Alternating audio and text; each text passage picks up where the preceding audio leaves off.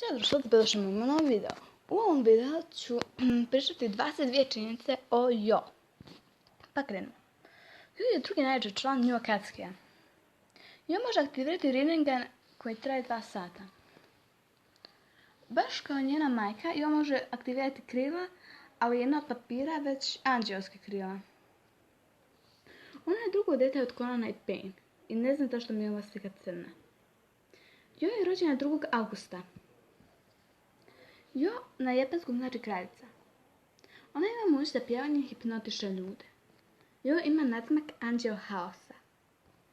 Jo ima Byakugan. Jo ima 19 godina. Ona može oživjeti Edo Tensei. Ovo ću vam pojasniti. Naprimjer, neko prizove Edo Tensei, ona može njegovo telo oživjeti potpuno.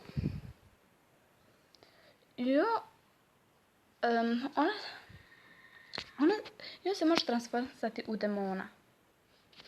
Jo u mangi ima punđu, a ne rep. Ona može raditi znakove sa jednom rukom. Jo ima tajno oružje. To su vudu lutke. Jo ima izgled oca, a karaktera majke. Jo ne oklijeva raditi ono što želi bez obzira na sve. Jo ne voli nositi nakit. Jedan nakit koji je nosila i kad je bio prsten. Iako je mlađa od svog brata, Jo nije nikom dozvolila da ga ozlijedi. Jo je najinteligentniji član New Akatsuki-a. Njen IQ je malo manji od Shikamarovog. Jo je išla na svaku misiju zbog njenog smoke release tehnike. Da vam pojasnim.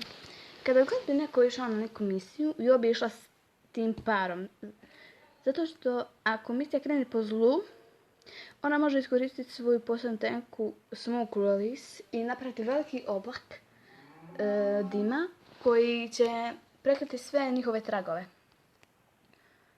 Jo i Sakana su najbolji tim u New Akatsuki. Iako one nisu partneri, one su najbolji tim. Zato što Jo ima jednu posebnu tehniku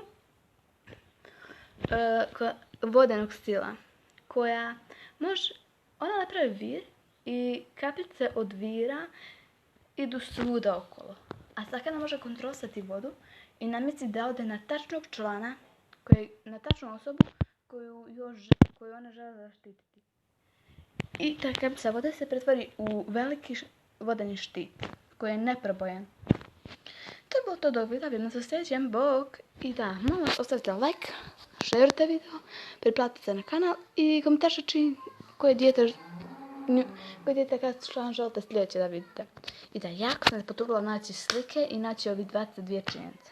Zato molim vas, ostavite like i vidimo se sljedećem videu, bok!